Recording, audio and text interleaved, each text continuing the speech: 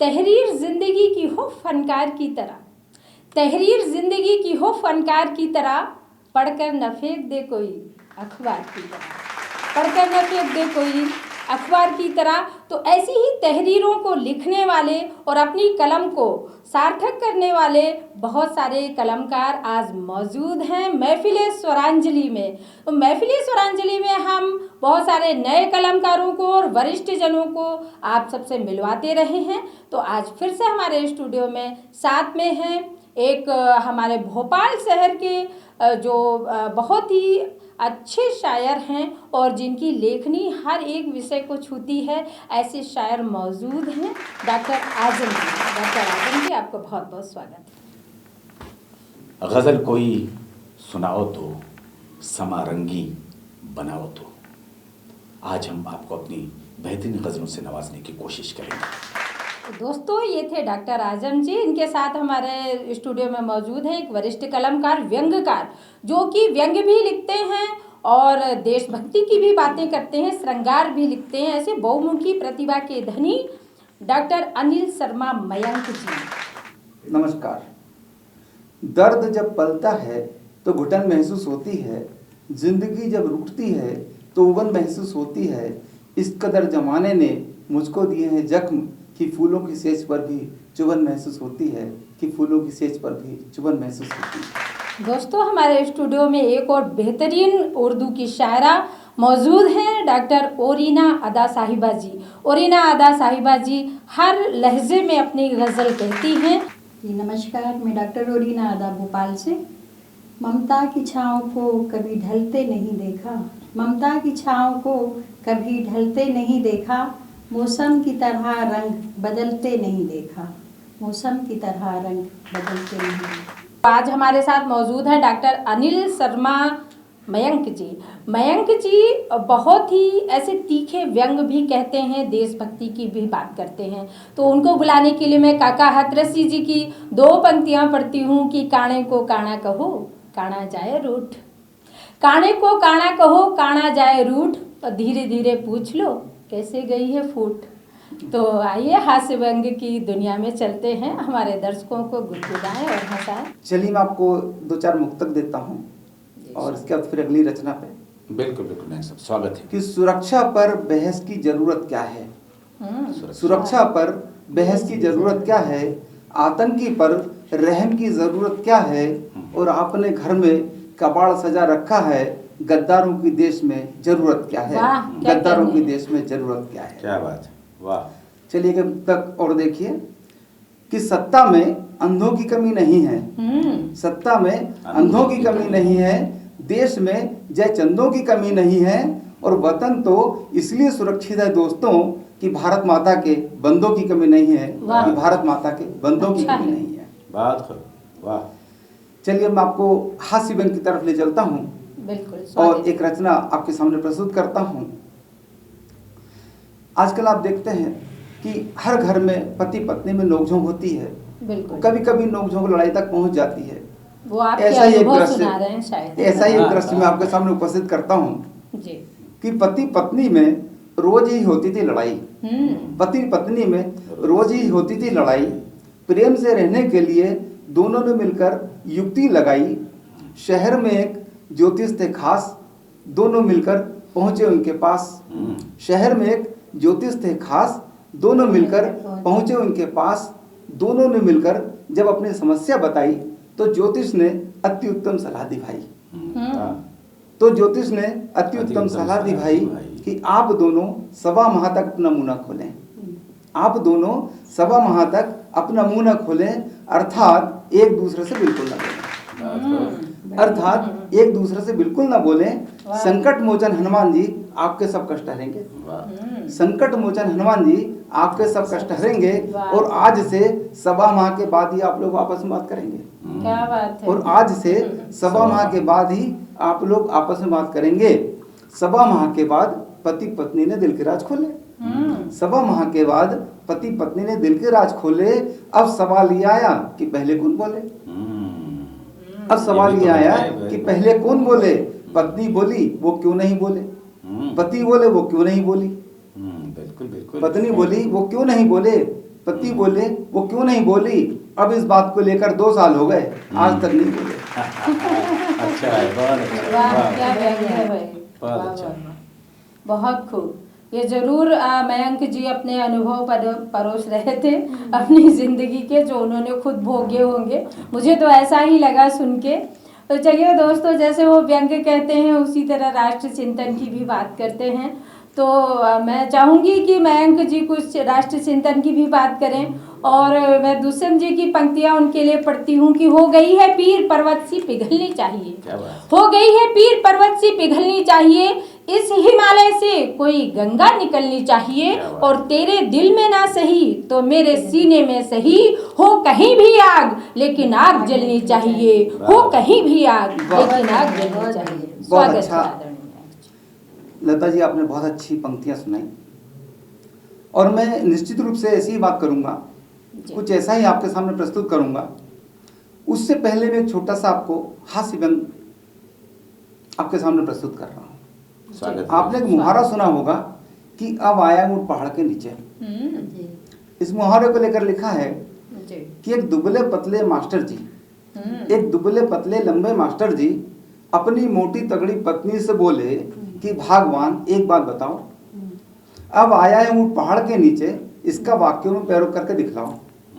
अब आया हूँ पहाड़ के नीचे, इसका वाक्य में प्रयोग करके दिखलाओ।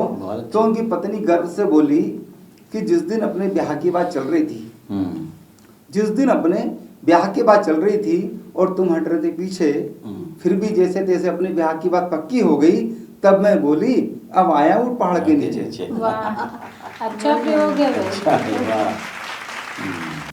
चलिए, आपने जिक्र किया था कि एक ऐसी रचना जो देशभक्ति से ओतप्रोत हो, जी। मैं आपको ले चलता हूं। जब हमारे देश की सीमाओं पर दुश्मन देश के आतंकियों के द्वारा उनकी गर्दन काट दी जाती है, वही दृश्य मैं आपके सामने प्रस्तुत करने जा रहा हूं कि जब वो उनकी गर्दन काट दी गई तो उसके बाद उनकी आत्मा अपनी माँ से मिलने आई, और उनकी माँ से उनकी आत्माओं का, उनके सैनिकों की आत्माओं की क्या बातचीत हुई, वो मैं आपके सामने, कल्पना है मेरी, परिकल्पना, वो मैं आपके सामने रखता हूं। स्वागत। कि बेटा तुझको भेजा था मैंने देश बचाने, बेटा तुझको भेजा था मैंने देश बचाने, और सीने पर गोली खाकर तुझको नाम कमाने। कारगिल में तुझसे लड़कर दुश्मन की सेना हारी थी, कल फिर तू क्यों हार गया, क्या दुश्मन की सेना भारी थी? या फिर लड़ते लड़ते तुझको माँ की शिक्षा याद नहीं आई, बलिदानों का जो पाठ पढ़ाया उसकी याद नहीं आई?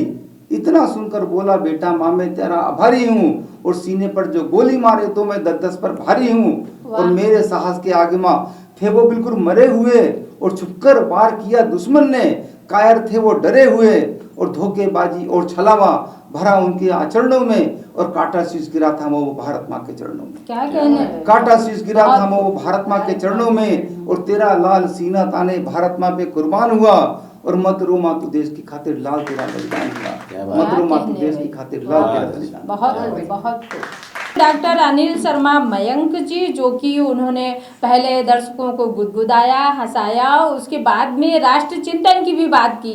चलिए रस परिवर्तन करते हैं, और हमारे स्टूडियो में जो हमारे साथ हैं डॉक्टर ओरिना आदा साहिबा जी, उनसे सुनते हैं कुछ प्रेम की, श्रृंगार की, या जो भी वो सुनाना चाहें, ऐसी कुछ उनकी गज़लें, कुछ मुक्तक। तो उनके लिए मैं अपनी ही पंक्तियाँ पढ़ती हूँ। अदा उनका तकल्लुस है, मुझे अपनी एक गज़ल का मतला याद आया कि बहन बेटी है, अदा है कि हया है औरत। बहन बेटी है, अदा है कि हया है औरत, देखने वाले तेरे सामने क्या है औरत, देखने वाले तेरे सामने क्या है औरत, सिर्फ हाथों में ही मेहंदी की ज़रूरत क्या है, सिर्फ हाथों में ही मेहंदी की ज़रूरत क्या है, जिंदगानी के लिए खुद ही हिना है औरत, जिंदगानी के लिए खुद ही हिना है औरत। तो ऐसे बहुत सुंदर जो कविताएं कहती हैं और बाल साहित्य भी कहती हैं, हम उन शायरा को आवाज़ दे रहे हैं डॉक्टर ओरिना आदा साहिबा जी। जी आदाब, बहुत शुक्रिया सौरांजलि जी, बहुत बहुत शुक्रिया आपका। 4 मिसरे पेश करती हूँ। जी अता बलाओं को खुद मुझसे डर लग रहा है, बलाओं को खुद मुझसे डर लग रहा है, ये माँ की दुआ का असर वाह, वाह, क्या लग बात है। रहा क्या बात है, है, क्या ये बात है। माँ की दुआ का असर लग रहा है, ताक़ुब की जाए मेरा हाल गम भी, ताक़ुब की जाए मेरा हाल गम भी, उन्हें क़िस्सा-ए मुख्तसर लग वाह। रहा है, बहुत खूब। उन्हें क़िस्सा-ए क़िस्सा-ए मुख्तसर लग रहा है। क्या कहने। 4 मिसरे और पेश करती हूँ। जी, शायद। दुआएं अपने बच्चों को हमेशा देते रहते हैं, दुआएं अपने बच्चों को हमेशा देते रहते हैं, भरा सा दिखता है घर, भरा सा दिखता है घर, घर में गरिए बैठे रहते हैं, भरा सा वाह। दिखता है घर, घर में गरिए बैठे रहते हैं। वाह। अदा माँ बाप को खुश रखने की आदत बना लीजिए, क्या अदा बात, क्या बात। माँ बाप को खुश रखने की आदत बना लीजिए। शजर बूढ़े भी हो जाएं तो साया देते रहते क्या हैं, बात। शजर वाह, वाह, वाह। बूढ़े भी वाह, हो सुंदर। जाएं तो साया। और पेश है कि ममता की छाँव को कभी ढलते नहीं देखा, ममता की छाँव को क्या कभी कहने। ढलते नहीं देखा, मौसम की तरह रंग बदलते नहीं देखा। वाह। और ये शेर देखें कि ये शेर देखें कि जो साहिबे किरदार हैं उनको कभी मैंने, जो साहिबे किरदार हैं उनको कभी मैंने मेयार की चोटी से फिसलते नहीं क्या देखा, वाह, वाह। मेयार की चोटी बहुत से खूब। फिसलते नहीं देखा। और ये शेर देखें कि इस दौर का इंसान बदलता है जितने रंग, इस दौर का इंसान बदलता है जितने रंग, गिरगिट को भी रंगित ने क्या बात। बदलते नहीं देखा। वाह, वाह, गिरगिट बहुत को भी खूब। रंगित ने बदलते नहीं देखा। और मेरी गजल का मतलब पेश खिदमत है। जी, अच्छा। सितमगर सितम पर सितम कर रहे हैं, वाह। सितमगर सितम क्या कहने हैं। पर सितम कर रहे हैं। सितम कर रहे हैं, सितम दर गुजर उनके हम कर रहे क्या बात है, हैं, वाह, वाह। सितमगर सितम पर बहुत सताने की फुर्सत कहाँ गैरों को अब, सताने की फुर्सत कहाँ गैरों को अब, मेरे अपने मुझ पर करम कर रहे हैं। क्या कहने हैं। क्या तंज है भाई, वाह, वाह, वाह, वाह।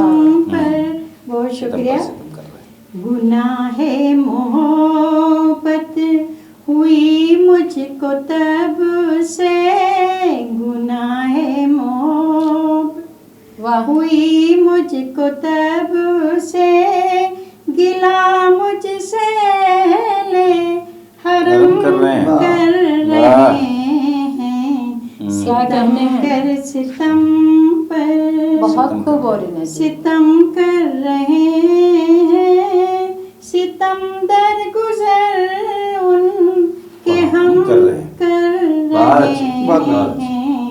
क्या बात है। करम मुझ पे क्या वो ये कम कर रहे हैं, करम मुझ पे क्या वो ये कम ये कर कम कर रहे हैं, मेरी जात में खुद को जम कर रहे हैं। वाह, रहे बहुत अच्छा है, क्या हैं। कहने, वाह, वाह। सितमगर सितम पर वो बहुत जिस खूब। दिन से रहने लगे मेरे मेरे दिल में वो जिस दिन से रहने लगे मेरे दिल में, मेरे दिल को रश के इरम कर रहे हैं। क्या रहे वाह वाह वाह, रश के इरम बहुत अच्छा है। सितम गर सितम पर बहुत खूब। अदा हिज्र में हूँ से दिल के बरक पर, अदा हिज्र में हूँ से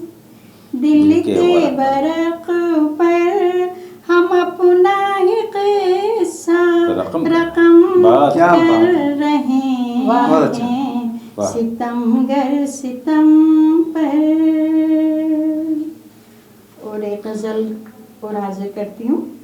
शादी शादी शादी। शादी। दुआओं का होगा असर धीरे धीरे, क्या अच्छा पढ़ रही है भाई, वाह वाह। दुआओं का होगा असर धीरे धीरे, दुआओं का होगा असर धीरे धीरे, बनेगा वो मेरा मगर वाह, वाह, धीरे क्या बात है, धीरे, वाह। बनेगा वो मेरा मगर धीरे बहुत खूब। धीरे, क्या कहना। नहीं खेल दिल में छिपाना किसी को, नहीं खेल दिल में छिपाना किसी को, कि ये फैलती है खबर अच्छा, धीरे बहुत अच्छे। बहुत बढ़िया। धीरे, वाह। कि ये फैलती है खबर धीरे धीरे, कठिनी सही मरहले सब्र के, कठिन ही सही मरहले कठिन ही सही मरहले सब्र के, ये शजर देंगे आखिर समर धीरे धीरे वाह, क्या बात। धीरे, बहुत अच्छा। बहुत सुंदर। क्या शजर कहने हैं। देंगे आखिर दरख्तों से फल मिलेंगे ही धीरे धीरे। धीरे धीरे, बहुत आरज़ुएं जमा हो गई हैं, बहुत आरज़ुएं जमा हो गई हैं, बसाऊंगी दिल का नगर वाह, धीरे वाह, क्या बात। धीरे, अच्छा है। वाह। बसाऊंगी दिल क्या का अच्छी फिक्र है भाई, वाह, वाह। नगर धीरे धीरे, बला से अदारत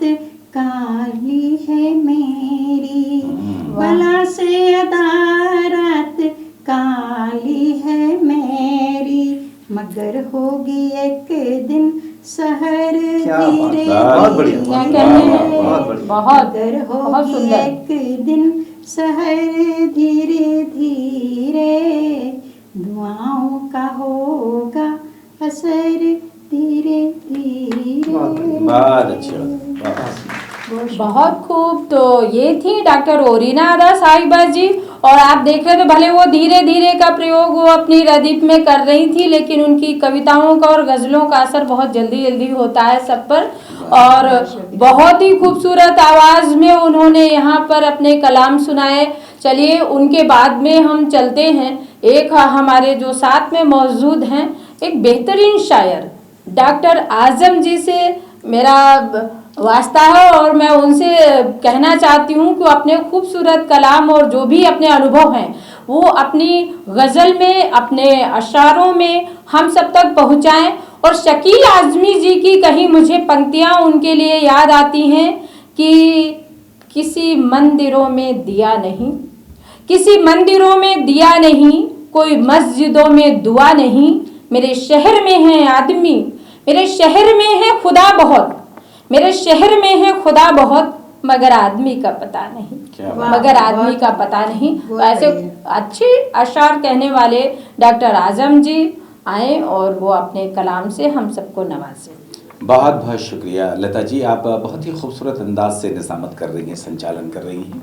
और ये दोस्तों सच है कि अगर किसी भी प्रोग्राम का संचालक अगर कमज़ोर पड़ जाए तो पूरा प्रोग्राम कमज़ोर पड़ जाता है। और इसमें कोई शक नहीं, आप सब मेरे जितने भी यहाँ पे लोग सम्मिलित हैं इस प्रोग्राम में, इस बात से सभी ये इस बात की तस्दीक करेंगे कि वाकई लता स्वराजंजलि जी ने बहुत ही खूबसूरत अंदाज से इस प्रोग्राम को बढ़ाया है और बढ़ा रही हैं, और बेहतरीन अशार भी कोट कर रही हैं और बहुत अच्छे अंदाज से लोगों का तारुफ भी कर रही हैं, परिचय भी करा रही हैं। अब मेरे बारे में हुक्म हुआ है कि मैं अशार के ज़बानी कुछ अपनी बातें करूं। गुजारिश है। नहीं, बहुत बहुत मेहरबानी, बहुत बहुत शुक्रिया, और शुक्रिया इस नेटवर्क का भी जिसने मुझे इस लायक समझा कि यहाँ पे मुझे बुलाने की ज़हमत की और मैं यहाँ हाजिर होकर अपने कलाम आपके सामने पेश करता हूँ। मैं अक्सर जो अपनी शायरी की शुरुआत करता हूँ चंद अशार से करता हूँ, क्योंकि वो अशार एक्चुअली मैं चाहता भी हूँ, मेरी इच्छा भी होती है कि अगर मैंने कोई शेर कहा और उसमें एक शेर भी अगर आपको पसंद आता है तो मैं समझूंगा कि आज की जो मेरी जो शायरी थी वो सार्थक हुई, आज की जो मेरी मेहनत थी सार्थक हुई, या मेरी पूरी शायरी सार्थक हुई। अगर जीवन में मेरा कोई एक शेर भी ऐसा हो जाए जो लोगों को याद रहे और कोटेशन बन जाए तो ये एक सार्थक मैं अपनी यात्रा समझूंगा शायरी की।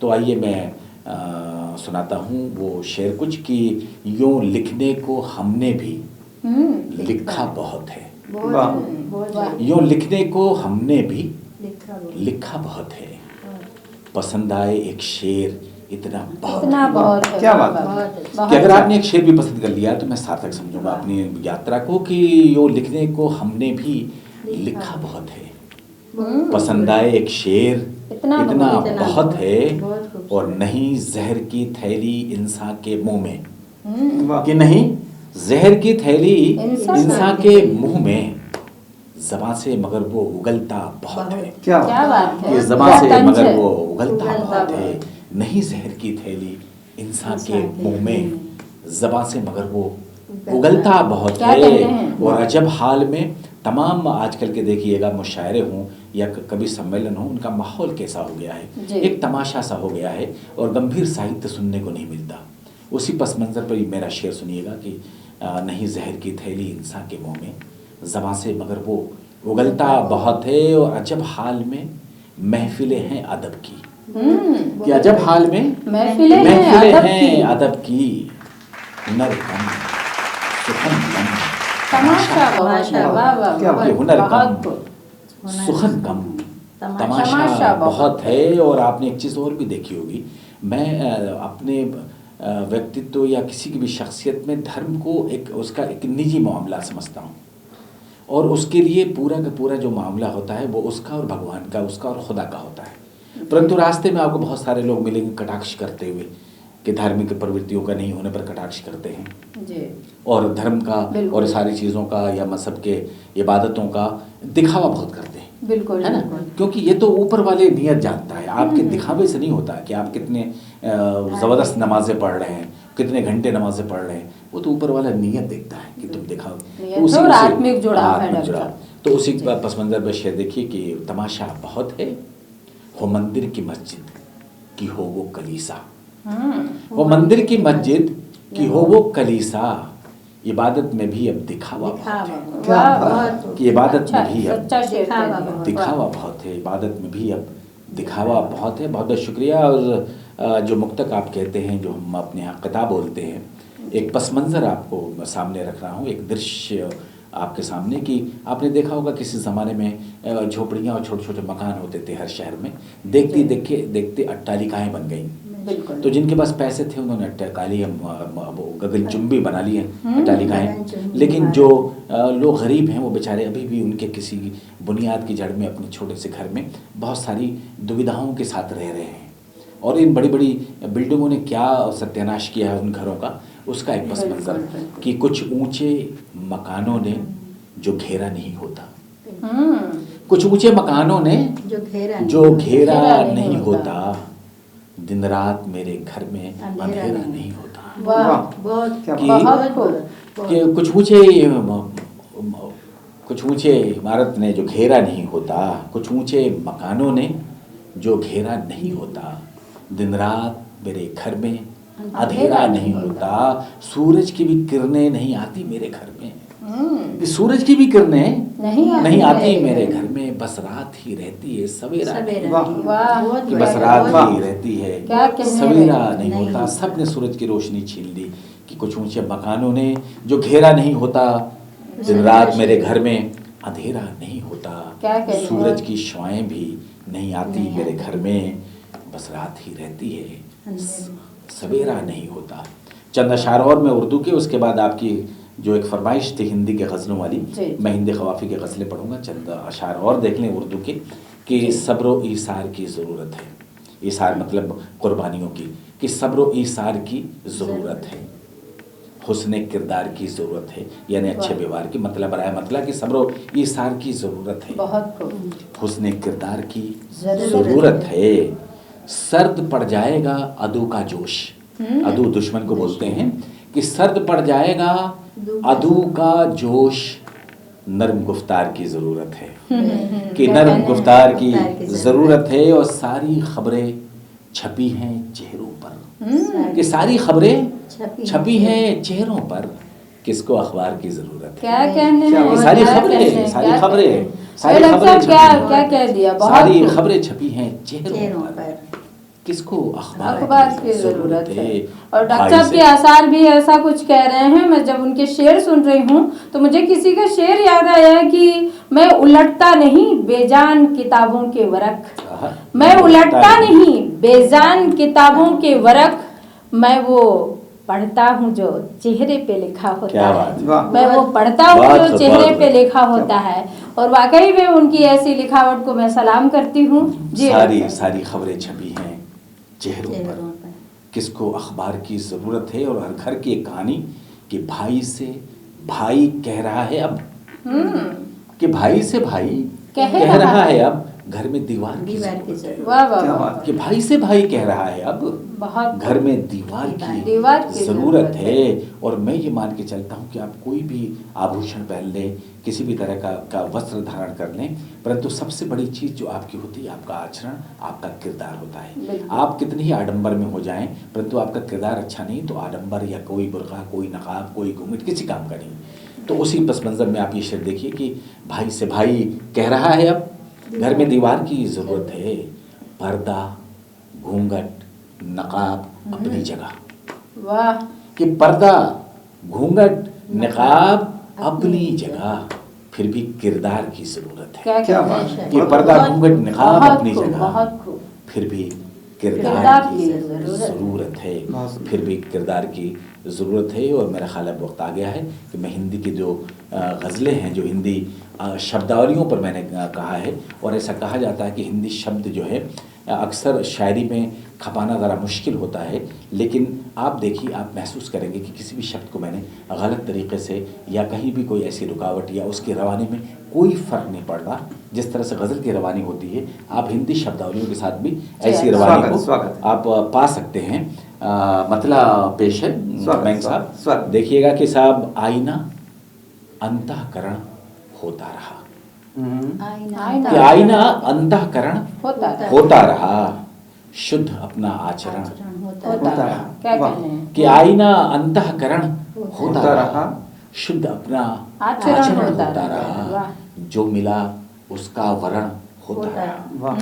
कि जो मिला उसका वरण होता रहा, इस तरह जीवन मरण होता रहा। क्या कहने कि हैं। जो मिला उसका बहुत वरण अच्छा होता है। रहा, अच्छा। जो मिला उसका वरण होता रहा, अच्छा प्रयोग। इस तरह जीवन मरण होता रहा। और ये शेर लोग कोट करने लगे हैं, मुझे बड़ी खुशी होती है जब आपको भी खुशी होगी बतौर शायर के, अगर आपका शेर कहीं कोट किया जाने लगे तो उस तरह का ये शेर एक हो गया है इत्तेफाक से। आप देखिए कि जो मिला उसका वरण होता रहा, इस तरह जीवन मरण होता रहा।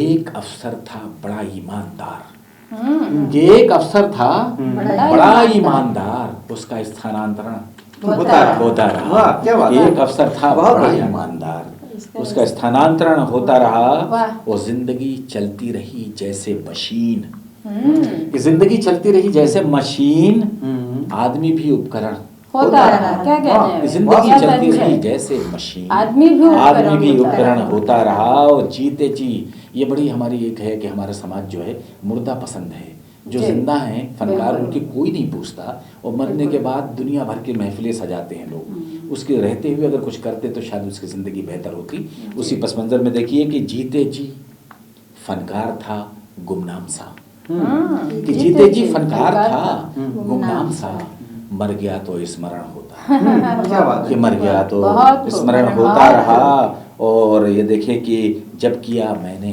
तुम्हारा स्मरण, जब किया मैंने तुम्हारा स्मरण रात भर फिर जागरण होता रहा। होता क्या रहा। कहना है, क्या भाई रात भर जागरण फिर है जागरण आपका। होता रहा, प्रणाम करती रात हूँ। भर वाह। फिर जागरण होता रहा। और मक्ता देखे कि मन में आजम, मन में आजम गंदगी जमती रही, वाह। कि मन में आजम गंदगी जमती जमती रही। रही, तन का बस शुद्धिकरण, होता रहा। वाह। कि तन का बस बहुत क्या शुद्धिकरण बात है। होता रहा। दोस्तों बहुत बहुत शुक्रिया, आपने हिंदी शब्दावलियों पर आधारित मेरी इस गज़ल को पसंद किया, उसके काफ़ियों के ऊपर आपने दाद दी। एक और गज़ल जो बहुत ही मुझे मेरी पहचान सी बन गई है, 2 गज़लें ऐसी बहुत सारी हैं। गज़लें हिंदी भाषा में मैं लिखने की कोशिश करता हूँ, क्योंकि मैं भाषाओं के चक्कर में नहीं पड़ता। अपने उद्गार को चाहे जिस भाषा में भी हो सकता है मैं कोशिश करता हूँ कि प्रेषित करूँ।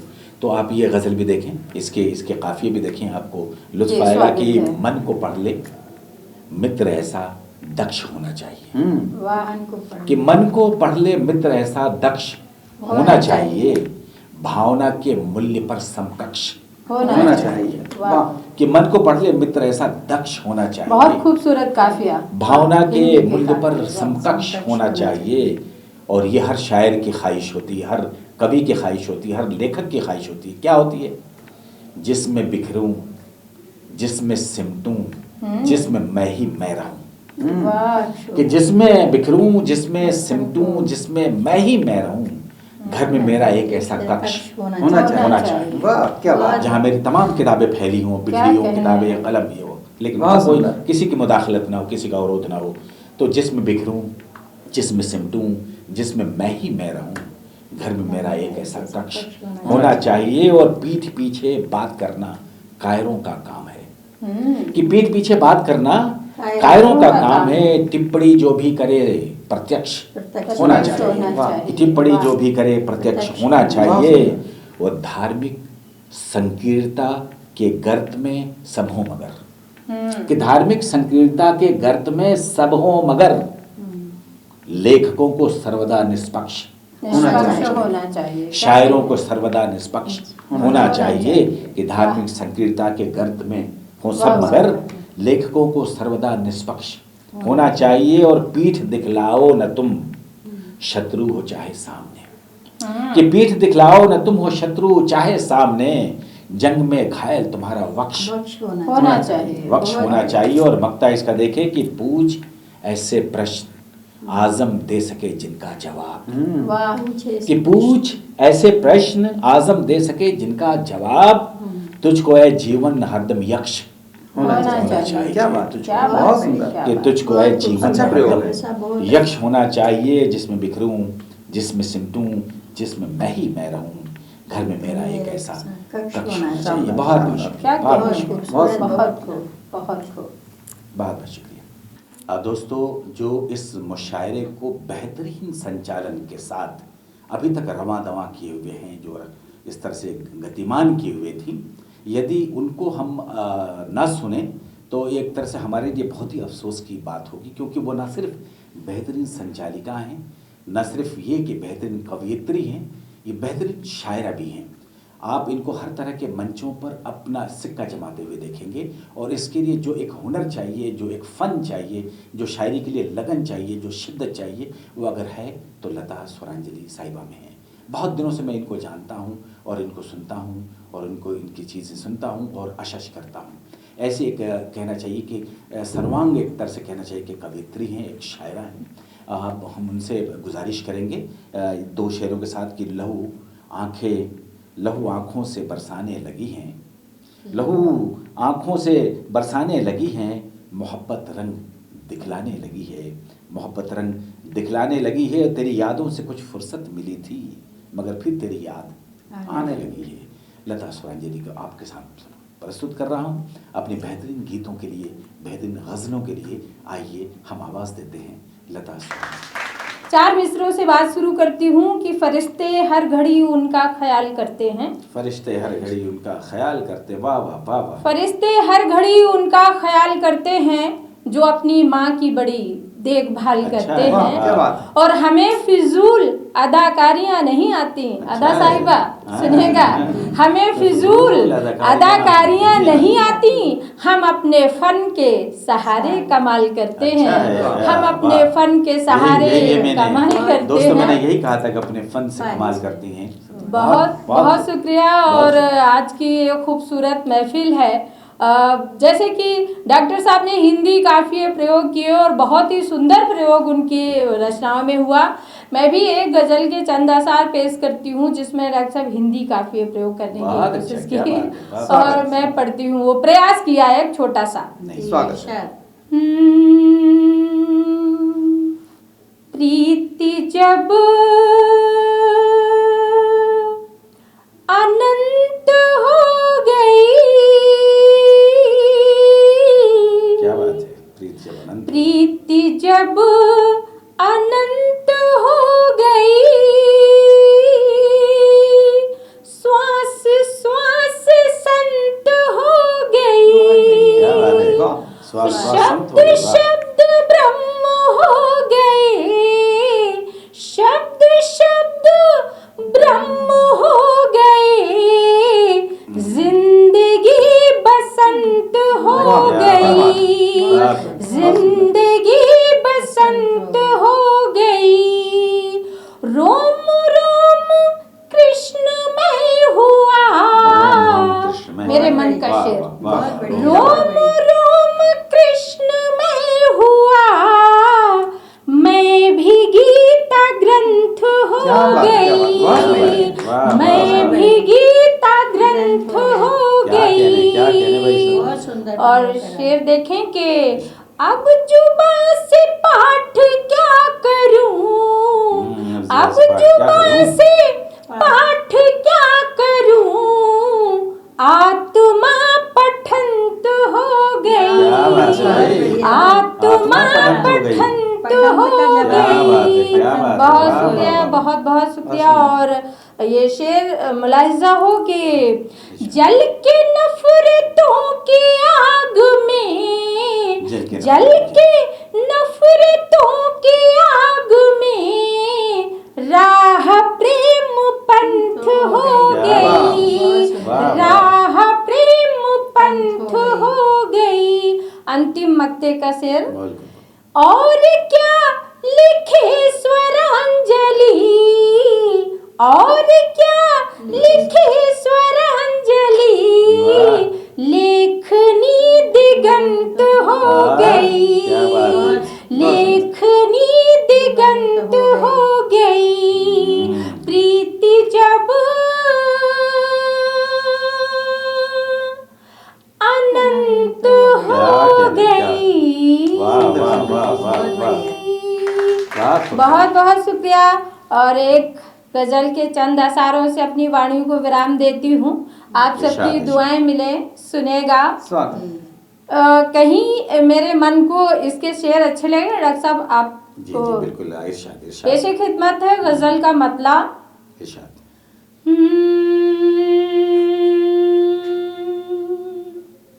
दिल की हसरत को यूं ही निकाला करो, दिल की हसरत को यूं ही निकाला करो, वो अंधेरा करे, वो अंधेरा करे, तुम उजाला करो, दिल की हसरत को यूं ही निकाला करो। बहुत शुक्रिया। और शेर देखें कि छूटे इंसानियत का न दामन कभी, छूटे इंसानियत का न दामन कभी, ऐसा संसार में बोल बाला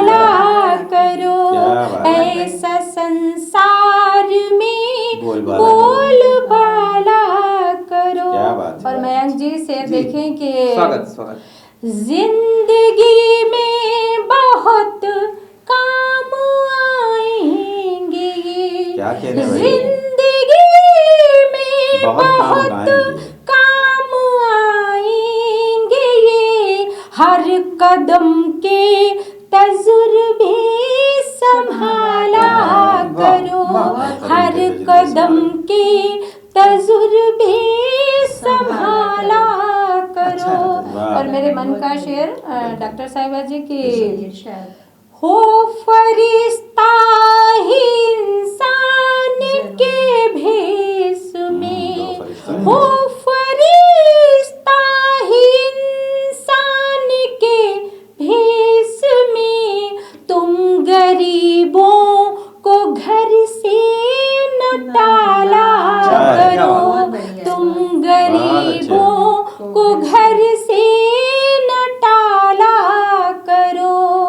और अंतिम मक्ते का शेर मुलाहिजा हो कि स्वर्ग जीवन बने अपना स्वरांजलि, स्वर्ग जीवन बने अपना स्वरांजलि, खुद के जीवन को ऐसा निराला करो, खुद के जीवन को ऐसा निराला करो, वो अंधेरा करे, वो क्या बोलता हुआ मिसरा है, वाह वाह। करे, तुम उजाला करो, दिल की हसरत को यूं ही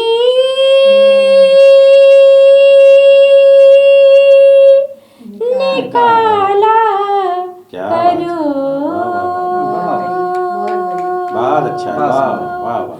बहुत बहुत शुक्रिया। तो दोस्तों, आप सब देख रहे थे, ये थी महफिल स्वरांजलि, और आप सब इसी तरह हम सब से जुड़े रहिए, इस प्रोग्राम को देखते रहिए। जितनी आपकी दुआएं मिलेंगी, हम सबको उतनी ही एनर्जी मिलेगी, उतना ही आत्मबल मिलेगा। तो आज हम सब बहुत सारे खूबसूरत और बहुत अच्छी अच्छी कविताओं, गज़लों और व्यंग से रूबरू हुए। इसी तरह आप सबसे फिर से मिलते हैं अगली महफिल में। तब तक के लिए नमस्कार, जय हिंद, वंदे मातरम।